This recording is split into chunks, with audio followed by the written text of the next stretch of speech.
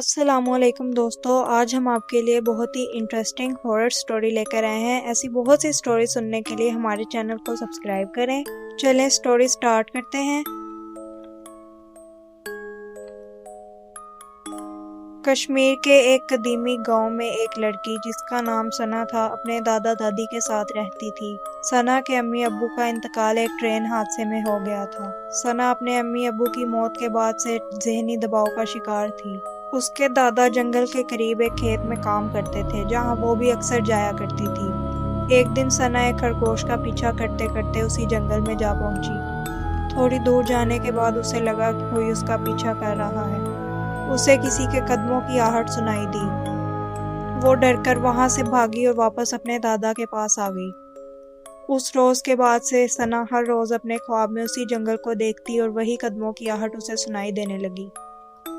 وہ جیسے ہی بیدار ہوتی تو اسے اپنے ارد گرد کسی کی موجودگی کا احساس ہوتا۔ اس نے ساری بات اپنے دادا دادی کو بتائی لیکن انہوں نے اسے ثنا کا وہم سمجھا۔ یوں ہی اس بات کو ہفتے گزر گئے۔ ایک شام ثنا نے دروازے پر دستک سنی تو وہ بھاگی دروازے کی طرف گئی۔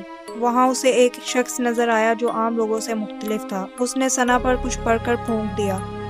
اس کے بعد سے ثنا اسے اپنا دوست سمجھنے لگی۔ ثنا ہر شام ایک درخت کے نیچے بیٹھ کر اسی شخص کے آنے کا انتظار کرتی۔ وہ ہر وقت اس شخص سے باتیں کرتی رہتی۔ وہ شخص ثنا کو اپنی دنیا کے بارے میں بتاتا۔ ثنا ہر وقت اسی کی باتوں میں کھوئی رہتی۔ وہ ہر وقت تنہا بیٹھی رہتی۔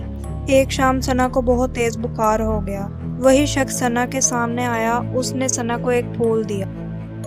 اس نے وہ پھول لے کر اپنے تکیے کے نیچے رکھ دیا۔ اس کے بعد سے ثنا خود کو بہتر محسوس کرنے لگی۔ وہ سارا دن خود سے باتیں کرتی رہتی۔ یہ دیکھ کر اس کے دادا دادی بہت زیادہ پریشان رہنے لگے۔ ایک رات ثنا نے خواب دیکھا کہ وہ اسی جنگل کی طرف جا رہی ہے۔ جب وہ وہاں پہنچی تو اسے اپنے سامنے ایک بہت ہی عالیشان گھر نظر آیا۔ وہ بغیر سوچے سمجھے اس گھر میں داخل ہو گئی۔ وہی شخص اس گھر میں بیٹھا ثنا کا انتظار کر رہا تھا۔ وہ ثنا کی طرف دیکھ کر مسکرایا اور اچانک وہ گھر اور وہ شخص غائب ہو گئے۔